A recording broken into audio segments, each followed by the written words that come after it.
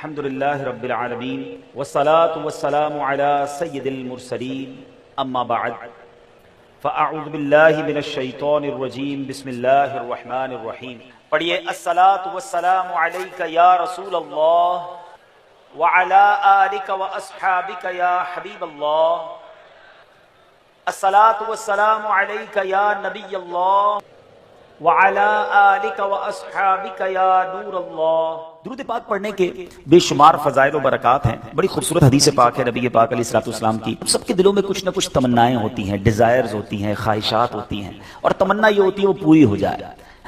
آؤ آج میں بتاتا ہوں. نبی پاک علیہ الصلوۃ والسلام نے ایک فارمولہ دے دیا ہے، ایک زبردست طریقہ بتایا ہے کہ جس سے ہماری آرزویں، ہماری خواہشات، ہماری تمنائیں پوری ہو سکتی ہیں. سرور کائنات علیہ الصلوۃ والسلام نے فرمایا من صلی علی فی یوم 100 مرۃ، جس نے روزانہ مجھ پر 100 مرتبہ درود بھیجا، قضى اللہ لہ 100 حاجۃ، اللہ تبارک و تعالیٰ اس کی 100 حاجتیں پوری فرمائے گا. 100 درود 100 حاجتیں. ہم تو 2-3 حاجتیں پھر ایسے پھنسے ہوئے ہیں کہ وہ کام سیدھے ہو جائیں تو پتہ نہیں کتنے بڑے معاملے حل ہو جائیں گے. 100 حاجتیں. اچھا پھر کرم نوازی دیکھو، اللہ کریم ہے نا، بندوں پر مہربان ہے، وہ زیادہ جانتا ہے، بہتر جانتا ہے کون سی چیز ہمارے لیے کتنی ضروری ہے. تو پھر آقا فرماتے ہیں 70 منہا لآخرتہ و30 منہا لدنیا. آقا فرماتے ہیں ان میں 70 آخرت کی اور 30 دنیا کی حاجات ہوں گی. دنیا میں 30 حاجتیں پوری ہو جائیں گی اور آخرت کی 70 حاجتیں پوری ہوں گی. اور کرنا کیا ہے، محنت کیا کرنی ہے، کوشش کیا کرنی ہے، صرف 100 بار درود پاک پڑھنے والے کو یہ اجر ملتا ہے. تو اے میرے میٹھے اسلامی بھائیوں، چلتے پھرتے اٹھتے بیٹھتے آج کل سوشل میڈیا پہ گھنٹوں ہمارے وقت گزر رہے ہیں، اس سے بچیے اور درود پاک اپنی زبان پر جاری رکھیے. پھر دیکھیں انشاءاللہ. بلکہ میں سچ بتاؤں، اگر کوئی ایسا میرا بھائی بیٹھا ہے نا جو پریشان ہے، بیمار ہے، قرضے میں ڈوبا ہوا ہے، کسی ڈیفیکلٹی میں ہے، گھر میں پرابلم ہے، طبیعت ٹھیک نہیں ہے، آپ یقین کریں، آپ درود پاک کا وظیفہ شروع کر دیں اور پڑھتے رہیں. بس آپ اپنی آنکھوں کے سامنے دیکھیں گے کہ چیزیں آسان ہونا شروع ہو گئی ہیں، طبیعت بہتر ہونا شروع ہو گئی ہے، بوجھ ہلکا ہونا شروع ہو گیا ہے، ٹینشن فارغ ہونا شروع ہو گیا ہے. مسئلہ یہی تو ہے کہ پرابلم میں، مشکل میں ہم سب کو یاد کرتے ہیں، سب کے پاس جاتے ہیں، نہیں پکارتے تو اپنے رب کو نہیں پکارتے، اللہ کے حبیب علیہ الصلوۃ والسلام پر درود نہیں پڑھتے. تو اپنی عادت بنائیں. اور درود پاک تو کب کب کس کس کو کام آیا ہے. اگر میں یہ کہوں نا کہ میری اور آپ کی دنیا میں آمد کا ایک سبب بھی ہم سب کی جو تخلیق ہوئی ہے، ہمارے جد امجد کون ہیں، ہم کس کی اولاد ہیں؟ حضرت آدم علیہ السلام کی. اچھا ماشاءاللہ، حضرت آدم یعنی ہماری امی حضور پھر کون ہوئی؟ بی بی حوا. ماشاءاللہ اتنا تو پتا ہے نا. حضرت آدم اور بی بی حوا کا رشتہ کیسے ہوا آپ کو پتا ہے؟ یہ نکاح کیسے ہوا، یہ رشتہ ہوا، یہ جوڑا بنا تو یہ سلسلہ بنی آدم شروع ہوا نا، اولاد شروع ہوئی. اور بڑھتے بڑھتے بڑھتے آج ہم سارے دنیا میں آ گئے. ہمیں آدمی کہا کیوں جاتا ہے؟ ہم حضرت آدم علیہ السلام کی اولاد ہے نا. اب آؤ بتاتا ہوں، یہ پہلا نکاح، یہ پہلا رشتہ، یہ پہلا جو جوڑا بنا وہ کیسے بنا؟ سبحان اللہ. اب اس کے بارے میں یہ آتا ہے کہ جب علامہ نبہانی رحمۃ اللہ تعالی نقل کرتے ہیں کہ جب اللہ عز و جل نے حضرت آدم علیہ السلام کو پیدا کیا، انہوں نے آنکھیں کھولی تو عرش پر اسم محمد صلی اللہ علیہ وسلم لکھا ہوا دیکھا. حضرت آدم کے دنیا میں آنے سے پہلے ہی میرے آقا کا چرچا ہے، نبی پاک کا نام عرش پر لکھا ہوا ہے. اب عرض کی اے میرے رب، کیا مجھ سے بڑھ کر بھی تیری بارگاہ میں کوئی عزت والا ہے، معزز ہے؟ حضرت آدم اللہ سے پوچھ رہے ہیں. ارشاد فرمایا ہاں، یہ نام تیری اولاد میں سے ایک نبی علیہ الصلوۃ والسلام کا ہے جو تجھ سے بڑھ کر میرے یہاں معزز ہے. حضرت آدم سے کہا جا رہا ہے کہ تجھ سے بڑھ کر میرے ہاں معزز ہیں. اگر وہ نہ ہوتے تو میں نہ آسمانوں کو پیدا کرتا، نہ زمین کو، نہ جنت کو، نہ جہنم کو. کہ جب اللہ عز و جل نے ان کی پسلی سے حضرت حوا رضی اللہ تعالی عنہا کو پیدا کیا تو آدم علیہ الصلوۃ والسلام نے انہیں دیکھا، ایسی مخلوق جس کے مشابہ کوئی اور مخلوق نہ تھی. اللہ عز و جل نے حضرت آدم علیہ الصلوۃ والسلام میں خواہش بھی پیدا کی. تو انہوں نے عرض کی الہی یہ کون ہے؟ فرمایا حوا رضی اللہ تعالی عنہا. عرض کی مولا میرے ساتھ جوڑا بن جائے. ارشاد ہوا تم اس کا مہر ادا کرو. عرض کی مولا مہر کیا ہے؟ ارشاد فرمایا اس نام والے پر 10 مرتبہ درود بھیجنا ہے. جس کا نام عرش پہ دیکھا ہے نا، اس کے نام پر 10 بار اس نام والے پر درود بھیجو. تو کہا اے اللہ میں نے ایسا کر لیا تو کیا میرا جوڑا ہو جائے گا، میرا جوڑا بن جائے گا؟ فرمایا ہاں، اب حضرت آدم علیہ السلام نے 10 بار درود پاک پڑھا اور یہ مہر بنا حضرت آدم علیہ السلام اور بی بی حوا رضی اللہ تعالیٰ عنہ کے درمیان جوڑا بننے کا رشتہ ہوا، اور اس کے بعد یہ ساری کائنات میں جو ہم دنیا میں آئے تو گویا پتا چلا کہ وجہ تخلیق کائنات، یہ تو اس حدیث سے بھی پتا چل گیا کہ نبی پاک علیہ السلام کے لیے یہ کائنات بنائی گئی، اور سبحان اللہ حضرت آدم علیہ السلام کا جو بی بی حوا سے جوڑا بنتا ہے اس کا مہر بھی نبی پاک پر درود پڑھنا ہے۔ اب سوچئے کب سے نبی پاک پر درود بھیجا جا رہا ہے، کب سے میرے آقا کا چرچا ہے۔ اللہ اکبر، شاعر لکھتے ہیں نا کہ یہ کائنات بنائی کیوں گئی، اتنی سجائی کیوں گئی، سبحان اللہ۔ وہ کہتے ہیں کہ خدا کیوں نہ کرتا آرائشیں بزم انکا میں، خدا کیوں نہ کرتا آرائشیں دنیا کے ساما میں، تمہیں دولہا بنا کے بھیجنا تھا بزم انکا میں۔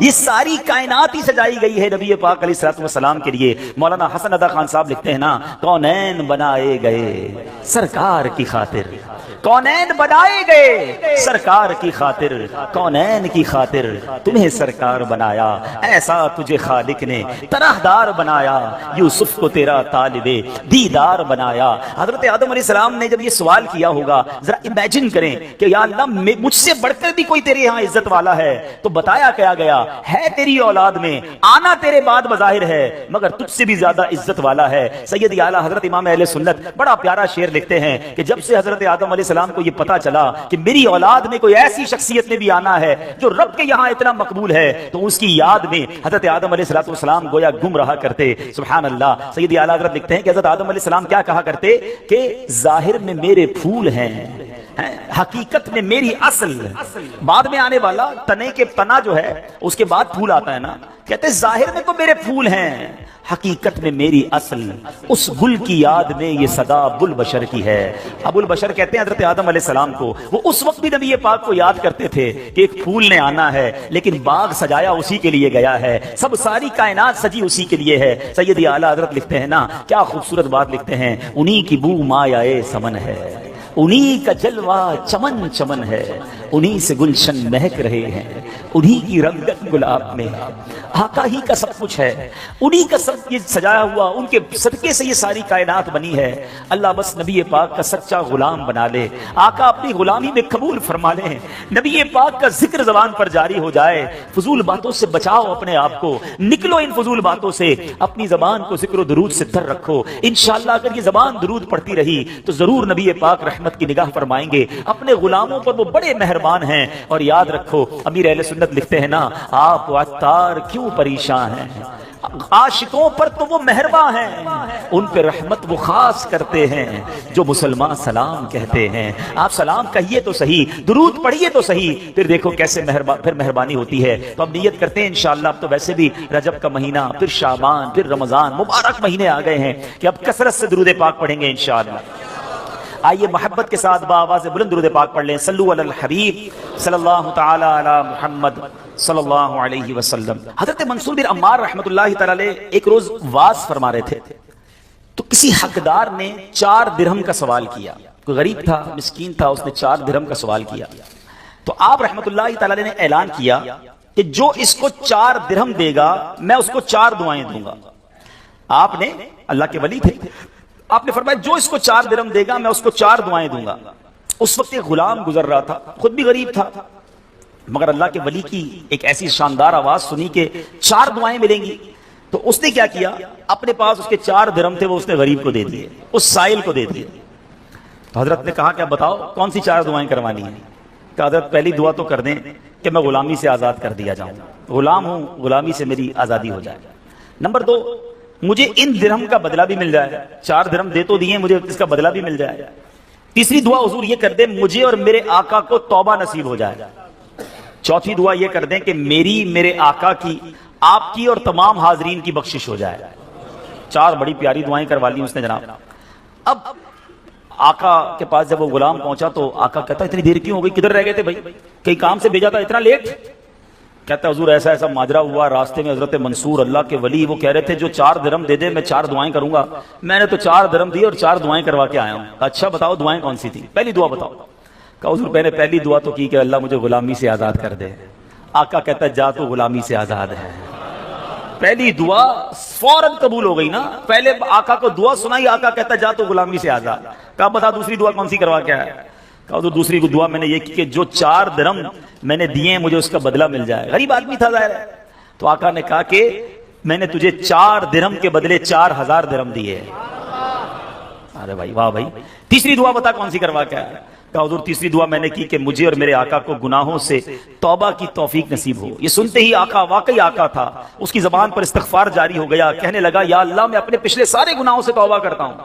کہا بتا چوتھی دعا کیا کروائی تھی؟ کہا حضور چوتھی دعا یہ تھی کہ آپ کی یعنی میرے آقا کی, میری اور تمام حاضرین اجتماع کی مغفرت ہو جائے. یہ سن کر آقا نے کہا 3 باتیں تو میرے اختیار میں تھی, وہ میں نے کر لی, چوتھی میرے ہاتھ میں نہیں ہے. مغفرت کرنا تو اللہ کا کام ہے نا. اسی رات آقا نے خواب میں کسی کہنے والے کو سنا کہ جو تمہارے اختیار میں تھا وہ تم نے کر دیا, اور میں ارحم الراحمین ہوں, میں نے تمہیں, تمہارے غلام کو, منصور بن عمار کو اور تمام حاضرین کو بخش دیا ہے. کیا بات ہے, کیا بات ہے, سبحان اللہ ہے. یہ میرے میٹھے اسلامی بھائیوں یہ واقعہ جو ہے یہ کتنی زبردست موٹیویشن ہے کہ ہمیں نہیں پتا ہوتا کسی غریب کی مدد کر کے, کسی محتاج کی مدد کر کے, کسی پریشان حال بندے کی مدد کر کے ہم کبھی کبھی ایسی دعا لے لیتے ہیں کہ ہمیں اندازہ بھی نہیں ہوتا, اور وہ ایسی دعا دے دیتا ہے کہ بگڑی بن جاتی ہے, مشکلیں ٹل جاتی ہیں. یہ دعائیں لینے والے بنیے, اللہ کی راہ میں خرچ کریں گے. آج واقعی میں صحیح بتا رہا ہوں. تو یہ بعض اوقات ایک کیفیت ہوتی ہے انسان کی کہ جب انسان کسی کی مدد کرتا ہے یا کوئی ایسا کام کرتا ہے جس سے کسی کے دل سے دعا نکلتی ہے. اور یہ تو اللہ کے ولی تھے نا, انہوں نے ہاتھ اٹھا کر یہ 4 دعائیں کی. تو سیکھنے کو یہ ملا کہ بعض اوقات اللہ کی راہ میں خرچ کر کے ہم وہ حاصل کر سکتے ہیں جو برسوں میں حاصل نہیں کر سکتے. وہ نعمتیں, وہ برکتیں حاصل ہو جاتی ہیں, وہ پریشانیاں دور ہو جاتی ہیں. کیونکہ روایتوں کا مضمون ہے کہ صدقہ بیماریوں کو ٹالتا ہے, صدقہ برائی کے 70 دروازے کو بند کرتا ہے, صدقہ بلا کو نیچے نہیں اترنے دیتا ہے. بڑی بات یاد رکھیے گا, ہمیں نہیں پتا ہوتا, ہم صبح اٹھتے ہیں مثال کے طور پہ اور کوئی بلا آنے والی ہوتی ہے. حدیثوں کا مضمون ہے جب انسان صدقہ دیتا ہے نا تو سب بلا اوپر سے اترتی ہے, صدقہ جا کے اسے روک لیتا ہے, انٹرسپٹ کرتا ہے, اور یہ لڑائی جاری رہتی ہے. صدقہ بندے پر بلا اترنے نہیں دیتا. اب بعض اوقات کیا ہوتا ہے, کئی لوگ ہوں گے جو بیانات بھی سنتے ہیں, کتابوں میں بھی پڑھتے ہیں کہ اللہ کی راہ میں 1 خرچ کرو 10 ملتا ہے. اب وہ ہو سکتا ہے مسجد میں ڈبے میں 100 روپے ڈالیں اور شام دکان پہ انتظار کر رہے ہوں کہ ابھی تک 1000 روپے بنے نہیں ہیں. مولانا صاحب نے تو کہا تھا 1 کا 10 ہو جائے گا. کسی فقیر کو 10 روپے دیے, انتظار کر رہے ہیں, 100 روپے کہاں ہے بھائی, ملٹی پلائی بائی 10 ہو کے ملنا چاہیے تھا. تو ہم صرف مالی فائدہ سوچ رہے ہیں. میں آپ سے پوچھنا چاہتا ہوں, آپ نے اللہ کی راہ میں خرچ کیا 1000 روپے, 10,000 روپے یا 1 لاکھ روپے, اور اب آپ منتظر ہیں کہ ملٹی پلائی ہو جائے. لیکن کیا معلوم آپ کے گھر میں آگ لگنے والی تھی, کیا معلوم آپ کا روڈ پر ایکسیڈنٹ ہونے والا تھا, کیا معلوم آپ کا بچہ جو باہر کھیل رہا تھا اس پر کوئی خطرناک بلا آنے والی تھی. مگر آپ نے جو صدقہ دیا اس سے وہ بلا ٹال دی گئی. مجھے بتاؤ وہ 1000 کا 10,000 ہونا اچھا تھا یا ہم پر اتنی بڑی بلا کا ٹلنا اچھا تھا؟ تو ہمیشہ اللہ کی راہ میں صدقہ دیجئے, آپ یقین کریں آپ خوشحال ہو جائیں گے, آپ کی مشکلیں آسان ہوں گی. مگر دوبارہ وہی بات کروں گا کہ نیت اچھی ہو. صدقہ دیتے وقت, خرچ کرتے وقت, کسی کی مدد کرتے وقت احسان نہ جتانا. یاد نہیں تجھے تیرے بچے کی شادی میں نے کرائی تھی, بھول تو نہیں کیا قرضہ میں نے دیا تھا, ہاں تو ریڈی لگاتا تھا, میں نے تجھے جناب دکان کا کرایہ دیا تھا. یہ احسان جتا کر تو صدقہ ضائع ہو جائے گا. یا ایھا الذین آمنوا لا تبطلوا صدقاتکم بالمن والاذی, اے ایمان والو اپنے صدقے ضائع نہ کرو احسان جتا کر, تکلیف پہنچا کر. تو کچھ لوگ صدقہ دیتے بھی ہیں, مدد کرتے بھی ہیں, پھر ساری زندگی جتا رہے ہوتے ہیں. تو یہ بربادی ہے, یہ نہ کریں. بس اللہ کے لیے, اللہ کی رضا کے لیے آپ خرچ کریں اور پھر دیکھیں اس کی برکتیں کیسے ملتی ہیں. قرآن میں اللہ تبارک و تعالیٰ اپنی راہ میں خرچ کرنے والوں کو کیسا مجدہ سناتا ہے, کیسی خوشخبری ہے, کیسا فرمان ہے. اللہ فرماتا ان المصدقین والمصدقات واقرضوا اللہ قرضا حسنا یضاعف لهم ولهم اجر کریم. بے شک صدقہ دینے والے مرد اور صدقہ دینے والی عورتیں اور وہ جنہوں نے اللہ کو اچھا قرض دیا ان کے دونے ہیں اور ان کے لیے عزت کا ثواب ہے. اب کمال یہ ہے, یہ ایک جگہ نہیں, قرآن میں کئی جگہ اللہ تبارک و تعالیٰ نے قرض کا لفظ استعمال کیا ہے. کوئی اللہ کو جو اچھا قرض دے. مجھے ایک بات بتائیے, میں آپ میں سے کسی کو کوئی 10,000 روپے رکھوائے اور تھوڑے دنوں بعد کہے کہ ذرا وہ 10,000 میں سے 5,000 روپے دے دو, تو اس 5,000 دینے والے نے کوئی کمال کیا؟ اس کا تو کوئی کمال نہیں نا, پیسے میرے تھے اور میں نے کہا کہ میرے 10,000 میں سے 5,000 مجھے دے دو. کیا کمال کیا, میرے پیسے دے واپس دے دیے. مگر اللہ کی شان دیکھو, اللہ کی کرم نوازی دیکھو, شان کریمی دیکھو. ہم سب کو دانا دانا اس نے دیا ہے, ہم تو پیدا ہوئے تھے کپڑے بھی جسم پر نہیں تھے، کھانے کو اس نے دیا، پہننے کو اس نے دیا، گھر اس نے دیا، مال اس نے دیا، سب اس نے دیا، مگر جب اس کی راہ میں خرچ کرنے کی باری آتی ہے تو کہتا ہے، فرماتا ہے قرآن میں، ہے کوئی جو اللہ کو اچھا قرض دے؟ اللہ کا مال ہے، ہم نے کیا کمال کرنا تھا؟ ہم خرچ کرتے کچھ بھی نہ دیتا اس کے بدلے، پھر بھی اسی کا مال تھا، مگر مہربانی دیکھو، مال بھی وہ دیتا ہے، توفیق بھی وہ دیتا ہے، خرچ کریں تو ثواب بھی وہی دیتا ہے، عطا بھی وہی کرتا ہے۔ اور علماء نے بڑی زبردست اس پہ ڈیبیٹ کی ہے، مفسرین نے بحث کی ہے کہ جناب ان آیتوں میں قرض کا لفظ کیوں لایا گیا؟ اللہ اکبر، فرمایا جب آپ اور میں، دنیا میں بندہ کسی کو قرضہ دیتا ہے نا تو امید ہوتی ہے یہ قرضہ واپس ملے گا، اگر امید نہ ہو تو پھر یہ قرض نہیں ہے، پھر تو تحفہ ہو جائے گا۔ آپ کسی کو تحفہ دے دیں تو آپ کو پتہ یہ واپس نہیں آئے گا، لیکن قرضہ دیتے وقت آپ طے کرتے ہیں کتنے دنوں میں دو گے، کب دو گے، کیسے لوٹاؤ گے، تھوڑی بندہ معلومات بھی کرتا ہے، یار قرضہ دے رہا ہوں واپس ملے گا نہیں ملے گا۔ تو قرض کے جب بھی لفظ لون آئے گا، قرض آئے گا، اس کا مطلب یہ کہ یہ واپس ملنا ہے۔ تو اللہ نے قرآن نے گویا وعدہ فرما لیا ہے کہ تم جو میری راہ میں خرچ کرتے ہو، یہ اللہ کو قرض دینا ہے، یہ تمہیں واپس ملے گا، یہ لوٹایا جائے گا اور زیادہ دیا جائے گا۔ تو ہمیں اللہ کی راہ میں خرچ کرتے وقت یہ ذہن رکھنا چاہیے۔ سبحان اللہ۔ اب بانٹنے سے کیا گھٹتا ہے؟ بڑی خوبصورت حدیث پاک ہے، ذرا سمجھیے گا۔ ایک بار حضرت عائشہ صدیقہ رضی اللہ تعالی عنہا سے مروی ہے کہ اہل بیت نے، نبی پاک کے گھر والوں نے ایک بکری ذبح کی اور پیارے آقا علیہ الصلوۃ والسلام تشریف لائے، بکری ذبح کی اور انہوں نے کچھ تقسیم بھی کر دی۔ حدیث کا مضمون ہے، نبی پاک آئے اور ارشاد فرمایا کہ اے عائشہ کیا بچا ہے؟ بکری کو کاٹا تھا، تقسیم کی، کیا بچا؟ عرض کی گئی کہ حضور کاندھے کے سوا کچھ نہیں بچا ہے، کاندھے کا گوشت بچا لیا گیا ہوگا، باقی بانٹ دیا۔ نبی پاک نے ایک جملے میں ساری بات سمجھا دی، اگر آپ سمجھ جائیں۔ آقا نے فرمایا عائشہ کاندھے کے سوا سب بچ گیا ہے۔ بات آ رہی ہے سمجھ میں؟ کہا کیا گیا؟ حضور کاندھا بچ گیا ہے، کاندھے کے سوا کچھ نہیں بچا۔ اور نبی پاک نے فرمایا کاندھے کے سوا سب بچ گیا ہے، یعنی جو بٹ گیا ہے وہ بچ گیا ہے۔ یہ ذہن بنا لو کہ آج میں نے اور آپ نے جو اللہ کی راہ میں خرچ کیا وہی بچا ہے، ورنہ باقی تو ہم کھا کے ختم کر دیں گے نا۔ اگر ہم مر جائیں گے تو یہ پیسے تو بچوں کے وراثت میں چلے جائیں گے۔ میرے لیے کیا بچا ہے؟ میرے لیے وہی بچا ہے جو میں نے آگے بھیج دیا ہے، جو بانٹ دیا ہے، جو خرچ کر دیا۔ عقل اگر آ جائے ہمیں، اللہ کرے کہ ہمیں اس بات کی سمجھ آ جائے کہ آج اگر خوشحالی ہے، آج اگر مال جیب میں ہے، بینکوں میں پڑا ہے، گھر خالی پڑے ہیں، یہ خالی پڑے رہ جائیں گے اور میں دنیا سے چلا جاؤں گا۔ اگر میں چاہتا ہوں یہ آخرت کے اکاؤنٹ میں جمع ہو جائیں، میں یہ پیسہ لے کر جنت میں جاؤں اور اس پیسوں کے بدلے جنت کی نعمتیں کما لوں، تو مجھے یہاں یہ اللہ کی راہ میں خرچ کرنا پڑے گا۔ اور یہ بات میں نہیں کہہ رہا، آپ اور میں یہاں رہنے والے بھی، یہاں بھی کمیٹی ڈالی جاتی ہوگی، بی سی ہوتی ہوگی کہ تھوڑے تھوڑے پیسے جس میں جمع ہوتے ہیں اور وقت پر مل جاتے ہیں، انسان کمیٹی ڈالتا ہے کہ یار کبھی برے وقتوں میں کام آئے گی، بچی کی شادی میں کام آئے گی، ایسا ہوتا ہوگا نا آپ کے یہاں بھی۔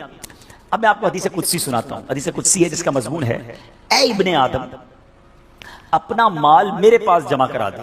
اللہ فرماتا ہے اے ابن آدم اپنا مال میرے پاس جمع کرا دے، نہ جلے گا، نہ ڈوبے گا، نہ کم ہوگا، میں تجھے اس دن لوٹاؤں گا جس دن تجھے ایک ایک نیکی کی ضرورت ہوگی۔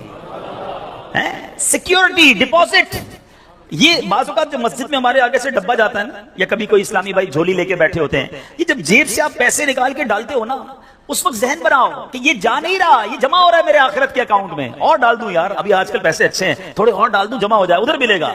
تو جب بھی آپ کے دن اچھے ہوں، یقین کریں جب آپ کے ہاتھ کھلا ہو، آپ کو لگتا ہے یار اللہ نے بڑا نوازا ہوا ہے، تو فوراً آخرت کے لیے سوچیں۔ جیسے ہی زیادہ پیسے آتے بندہ سوچتا ہے نا یار آج کل اچھے پیسے ہو گئے، کوئی اچھی جگہ پر گھر لے لیتے ہیں، چلو بچوں کو لے کے کہیں سیر کرانے جاتے ہیں۔ آپ اپنے پیسے کو دنیا میں انجوائمنٹ کے لیے جب یوز کر رہے ہیں تو اسی پیسے کو آخرت کی انجوائمنٹ کے لیے، آخرت کی لگژریز کے لیے، آخرت کی نعمتوں کے لیے استعمال کرنے کا ذہن بنائیں اور دیتے چلے جائیں۔ میں یہاں ایک مشورہ بھی دینا چاہوں گا بالخصوص میرے بزرگوں کو، اللہ نے جن کو نوازا ہے، بلکہ میں کہتا ہوں تھوڑے پیسے بھی ہیں نا، یہ میرا مشورہ یاد رکھ لو۔ اور یہ امیر علیہ سنت نے ایک بار مدنی مذاکرے میں بھی فرمایا تھا۔ ہم نے الحمدللہ تحدیث نعمت کے لیے عرض کرتا ہوں، الحمدللہ میری والدہ مرحومہ نے، میرے والد صاحب نے، میں نے خود بھی، ہمارے گھر والوں نے، ہم نے اس طریقے پر عمل کیا اور اس کی برکتیں پائی ہیں۔ تو اچھی نیت سے میں آپ کو بتاتا ہوں کہ ہم دیکھیں دنیا میں ہیں، ٹھیک ہے، ہم نے بہت سارے ایسے جنازے پڑھے ہیں، ایسے سویم میں بھی گئے ہیں، 40ویں میں بھی گئے ہیں، اور جا کے ہم نے مرحوم کے بچوں کو کہا ہے کہ دیکھیں آپ کے ابو جان چلے گئے دنیا سے، کروڑوں روپے چھوڑ کر گئے ہیں، آپ کے ابو نے کتنا کیا آپ کے لیے، اب آپ اپنے ابو کے لیے کچھ کیجئے، کوئی مسجد بنائیے، کوئی مدرسہ بنائیے، کوئی کنواں کھدوائیے، اپنے والد کو ثواب پہنچائیے۔ تو وہ بیٹا جس کے لیے باپ نے زندگی گزار دی، کروڑوں اربوں روپے چھوڑ کر گیا، وہ کہتا ابھی تو ہاتھ بڑا ٹائٹ ہے، تو ابھی بعد میں کریں گے، تو بعد میں دیکھ لیں گے، اور ہم دیکھتے ہیں اس کے بعد مرحوم کے لیے بظاہر کچھ نہیں کیا جاتا۔ تو آج مجھے اور آپ کو اپنی فکر خود کرنی ہے۔ اگر آپ نے پیسے کمائے ہیں نا، آپ نے مکان بنائے ہیں، آپ نے جائیدادیں بنائی ہیں، تو اپنی فکر خود کیجئے۔ اس کے دو طریقے ہیں۔ ایک طریقہ، اپنی زندگی میں ہی انہوں نے ماشاءاللہ یہ مسجد بنا دی، مدرسہ بنا دیا، بہت اچھی بات ہے، یا تو یہ کر لیں، اور اگر یہ نہیں کر پا رہے تو دوسرا طریقہ بتاتا ہوں جو بڑا آسان ہے، وہ یہ ہے کہ انسان کو شریعت نے یہ اختیار دیا ہے کہ آپ اپنی وصیت کر جائیں، اور وصیت میں 30% آپ وصیت کر سکتے ہیں کہ آپ کے چھوڑے گئے مال میں سے 30% کسی نیکی کے کام میں خرچ کر دیا جائے، آپ کے لیے صدقہ جاریہ کے لیے خرچ کر دیا جائے۔ بھائیوں والا مشورہ ہے، آپ عمل کریں نہ کریں، کہ اگر زندگی میں یہ وصیت کر دیں کہ میرے مرنے کے بعد جو بھی میرا مال بچے گا اس میں سے 30% جو ہے وہ دعوت اسلامی کو یہ کہہ کر دیا جائے کہ میرے لیے صدقہ جاریہ کے لیے مسجد، مدرسہ، جامعہ، کوئی ایسا کام کر دو کہ قیامت تک مجھے ثواب ملتا رہے۔ مجھے بتاؤ، مرنے کے بعد آپ کا مال 70% تو بچوں کے لیے بچے گا نا، 30% کو اپنے ساتھ لے جاؤ، اپنی جنت بنا لو۔ ورنہ ہوتا یہ ہے کہ ساری زندگی والد نے محنت کی، محنت کرتے کرتے بوڑھا ہو گیا، لاکھوں کروڑوں روپے کی جائیدادیں چھوڑ کر گیا، اور مرنے کے بعد خاندان میں کوئی ایصال ثواب، کوئی خرچ کرنے کے لیے تیار نہیں ہے۔ تو دو چیزیں یاد رکھیں، ایک تو زندگی ہی میں اپنے لیے ثواب جاریہ والے کام کر لیں۔ اللہ کی رحمت سے دعوت اسلامی ساری دنیا میں مسجدیں بنا رہی ہے، ماشاءاللہ ایسے کئی کام ہو رہے ہیں جو قیامت تک چلنے والے ہیں۔ آپ اپنی زندگی میں اپنے لیے وہ کام کر لیجئے، اور اگر ایسا نہ بھی کر سکیں اور کر بھی لیا ہو تو وصیت کرنے میں تو کوئی حرج نہیں ہے کہ مرنے کے بعد تو میرا مال میرے پاس رہنا ہی نہیں ہے، تو کیوں نہ وہ میرے ساتھ جنت میں مجھے کام آ جائے۔ اور آج بھی صدقہ کیسی کیسی پریشانیوں اور بیماریوں کو دور کرتا ہے۔ اللہ اکبر۔ ایک اور ایمان افروز واقعہ سناتا ہوں کہ ایک بار حضرت عیسیٰ علیہ نبینا علیہ السلام کے زمانے میں ایک دھوبی تھا جو لوگوں کے کپڑے آپس میں تبدیل کر دیتا تھا، یعنی لوگوں کے کپڑے ملا دیتا، لوگ بڑے پریشان تھے اس سے۔ تو لوگوں نے حضرت عیسیٰ علیہ السلام کو اس کے متعلق بتایا، تو آپ نے اللہ عز و جل کی بارگاہ میں دعا کی کہ اے اللہ اس کو ہلاک فرما دے۔ اللہ کے نبی نے ایک ایسے شخص کے لیے دعا کی کہ یا اللہ اس کو ہلاک کر دے، تیرے بندے اس سے بڑے پریشان ہیں۔ ایک روز وہ دھوبی بالکل اسی معمول میں نکلا، اس کے پاس 3 روٹیاں تھیں۔ ایک سائل آیا، ایک فقیر آیا، اور اس نے کہا کہ اللہ کے لیے مجھے روٹی دے دے۔ تو آپ نے اس دھوبی نے ایک روٹی اس سائل کو دے دی۔ سائل نے دعا دی کہ اللہ تعالیٰ تجھ سے آفات سماویہ کا شر دور کر دے، آسمانی بلاؤں کو دور کر دے۔ دھوبی بڑا متاثر ہوا، بڑی پیاری دعا دی، ایک اور روٹی بھی دے دی۔ اس سائل نے دعا دی کہ اللہ تعالیٰ تجھے جملہ آفتوں سے محفوظ رکھے۔ اس نے تیسری روٹی بھی دے دی۔ اب اس سائل نے دعا دی اللہ تجھے توبہ کی توفیق عطا فرمائے۔ اب اس دوران ایک بڑا سانپ اس کی گٹھڑی میں داخل ہو چکا تھا، کیونکہ حضرت عیسیٰ نے دعا کی تھی اس کو ہلاکت کی۔ ایک بڑا سا سانپ جو ہے اس کی کپڑوں کی گٹھڑی میں داخل ہو چکا تھا۔ جب دھوبی نے کپڑے لینے کا ارادہ کیا تو اس سانپ نے اسے ڈسنا چاہا، ایک فرشتے نے اسی وقت سانپ کو لوہے کی لگام ڈال دی اور دھوبی سلامتی کے ساتھ واپس آ گیا۔ لوگوں نے حضرت عیسیٰ علیہ السلام سے کہا کہ یا روح اللہ، آپ نے دعا کی تھی، یہ بندہ تو ایسے ہی ہٹا کٹا گھوم رہا ہے، بالکل ٹھیک، کچھ مسئلہ ہی نہیں ہوا اس کے ساتھ، سلامت۔ تو آپ نے اس دھوبی کو بلایا، بتا تو نے کون سی ایسی بھلائی کی ہے، میں نے تیری ہلاکت کی دعا کی اور تو بالکل سلامت گھوم رہا ہے۔ وہ کہتا حضور میں نے 3 روٹیاں صدقہ کی ہیں، اتنے گناہ، اتنی خطائیں، سارا شہر پریشان، مگر جب صدقہ کیا 3 روٹی کا، آپ نے اس سانپ سے پوچھا کہ تو نے قتل کیوں نہیں کیا، تیری تو ڈیوٹی تھی نا۔ تو سانپ کہتا ہے اے اللہ کے نبی، اللہ نے آپ کی دعا تو قبول فرما لی، مجھے ہلاک کرنے کے لیے بھیج بھی دیا، مگر جب اس دھوبی نے ایک سائل کو صدقہ دیا تو ایک فرشتے نے مجھے لوہے کی لگام ڈال کر روک لیا۔ اب وہ دھوبی بھی سارا واقعہ سن رہا تھا کہ اتنے گناہ ہیں، سامنے ایک چھوٹا سا صدقہ کیا، میری ہلاکت رک گئی۔ اس دھوبی نے بھی توبہ کر لی، اپنے گناہوں سے تائب ہو گیا۔ کیا سیکھنے کو ملا؟ صدقہ بلاؤں کو ٹالتا ہے، صدقہ مصیبتوں کو ٹالتا ہے، صدقہ عمر میں برکت لاتا ہے۔ ایک بار حضرت داؤد علیہ نبی علیہ السلام کے پاس ایک شخص تھا، اور وہ حضرت ملک الموت آئے اور اس کو بڑا گھور کے دیکھنے لگے۔ تو تھوڑی دیر کے بعد ملک الموت تو چلے گئے، تو آپ نے اس شخص نے کہا کہ حضور یہ کون تھا جو مجھے گھور رہا تھا؟ آپ نے کہا ملک الموت تھے۔ ملک الموت سے پوچھا کہ تم کیوں گھور رہے تھے؟ کہا کہ یہ بندے کی اب 3 دن زندگی رہ گئی ہے، اب 3 دن کے بعد یہ دنیا سے چلا جائے گا۔ تھوڑے دن ہوئے تو وہ بندہ گھوم رہا ہے، پھر رہا ہے آپ کے سامنے۔ ملک الموت آیا، آپ نے کہا تم نے تو کہا تھا 3 دن میں اس کی روح قبض کرنی ہے، تو بالکل ٹھیک ہے، کوئی مسئلہ ہی نہیں۔ کہا حضور 3 دن ہی باقی تھے، میں نے روح قبض کرنے پہنچنا تھا، جس دن پہنچنا تھا اس دن یہ بندہ گھر سے باہر نکلا، ایک غریب نے صدا لگائی، ایک فقیر نے پکارا، اس نے 20 درہم اس کو دیے، اس فقیر نے اس کو دعا دی، اللہ نے وہ دعا ایسی قبول کی کہ ہر درہم کے بدلے اس کی عمر میں 1 سال کا اضافہ فرما دیا، 20 سال عمر بڑھ گئی ہے اس کی۔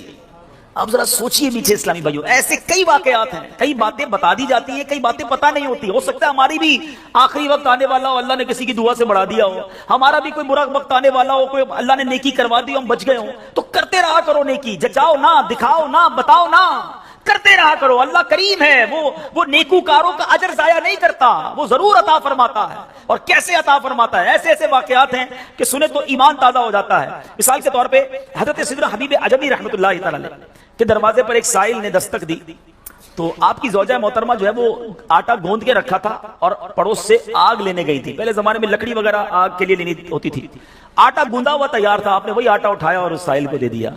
آپ کی زوجہ آئیں کہ آٹا کدھر گیا؟ کہ غریب آیا تھا، اس کو ضرورت تھی، میں نے گوندا ہوا آٹا دے دیا۔ بہت اچھا کیا، مگر ہم نے بھی تو کھانا ہے نا، ہمارے لیے تو کچھ نہیں چھوڑا، آپ نے سارا ہی دے دیا۔ اب تھوڑی دیر ہوئی تو کیا ہوتا ہے کہ دروازے پر دستک ہوتی ہے، ایک بندہ ایک بہت بڑا تھال لے کر پکی ہوئی روٹیاں بھی لاتا ہے اور سالن بھی لاتا ہے۔ آپ اپنی زوجہ سے کہتے ہیں دیکھ لو، دیا آٹا تھا، روٹیاں بھی پکے آ گئیں، ساتھ سالن بھی آ گیا ہے۔ تو یہ بلیف ہوتا تھا، اللہ والوں کا یقین ہوتا تھا کہ یہ خرچ کیا ہے، یہ ملنا ہی ملنا ہے۔ اللہ کرے کہ ہم اللہ کی راہ میں بس خرچ کرنے والے، صدقہ دینے والے، اللہ کی راہ میں دل کھول کر خرچ کرنے والے بن جائیں۔ ڈھونڈیے، آپ کے پڑوس میں کوئی پریشان ہوگا، تلاش کیجئے، آپ کے رشتہ داروں میں کوئی غریب پریشان ہوگا، آپ کے دوستوں میں پریشان ہوگا۔ اچھا ایک اور بات بتاؤں، جو واقعی صحیح معنوں میں سفید پوش ہوتے ہیں نا، وہ بولتے نہیں ہیں کسی کو۔ آپ کہیں گے یار کسی دوست نے تو کچھ مدد مانگی نہیں ہے، رشتہ دار تو کوئی آیا ہی نہیں گھر پہ، پڑوسی نے تو کبھی کچھ نہیں کہا، وہ کہیں گے نہیں۔ آپ ڈھونڈیے، تلاش کیجئے، جنت میں گھر چاہیے نا۔ مثال دیتا ہوں، آپ کو کوئی یہ کہے کہ جناب کسی پریشان حال کو ڈھونڈ کر 1000 روپے دو اور اس کے بعد فلاں بینک سے 1 لاکھ روپے لے لو، تو پھر پریشان حال فوراً مل جائے گا۔ سیدھا سیدھا ابھی ڈھونڈتا ہوں جناب، 1000 کیوں، 2000 دوں گا تو 2 لاکھ نہیں ملیں گے؟ تو بندہ یہ کہے گا نا، جب آپ کو سامنے نفع نظر آئے تو سب پریشان حال بھی مل جائے گا۔ اللہ کے بندوں، جنت میں محل کا وعدہ ہے، ڈھونڈیے نا۔ آپ کے غریب رشتہ دار پریشان ہوں گے، کسی کی بچی کی شادی ہونے والی ہوگی، کوئی بیچارہ گھر میں اچھا کھانا نہیں کھاتا ہوگا، چلے جائیں اس کے گھر اور اس کی کچھ مدد کر کے آئیں۔ اور ایک اور بات بھی بتا دوں، بعض اوقات جب یہ پریشان حالوں کی پریشانیاں دور کرنے کی بات ہوتی ہے نا، تو بندہ سمجھتا ہے یار یہ پیسے سے ہی دور ہوگی، میں تو ہوں ہی غریب۔ تو یہ بھی نہیں ہے، ہر پریشانی پیسے سے دور نہیں ہوتی۔ اگر پریشانیوں کا حل پیسہ ہوتا تو دنیا میں کوئی مالدار پریشانی نہ ہوتا، اس کو پریشانی آتی پیسے خرچ کرتا، پریشانی دور کر دیتا۔ ایسا نہیں ہے، ہر پریشانی کا مداوا، ہر پریشانی کا سولوشن پیسہ نہیں ہے۔ آپ کو یہ نہیں کہا گیا کہ جو مالی مدد کرے گا اسے جنت میں محل دیا جائے گا، جو کسی مسلمان کی پریشانی دور کرے۔ بعض اوقات حوصلہ دینے سے پریشانی دور ہو جاتی ہے، ہمت دلانے سے پریشانی دور ہو جاتی ہے۔ یار گھبرانا نہیں، میں تمہارے ساتھ ہوں، ٹینشن مت لینا، میں بیٹھا ہوں۔ بیمار ہے، اس کے گھر چلے گئے، تھوڑی دیر اس کے ساتھ بیٹھے، اسے ڈاکٹر کے پاس لے گئے، کسی کا بیچارے کا کوئی معاملہ ہے تو ساتھ جا کر وہ معاملہ حل کروا دیا۔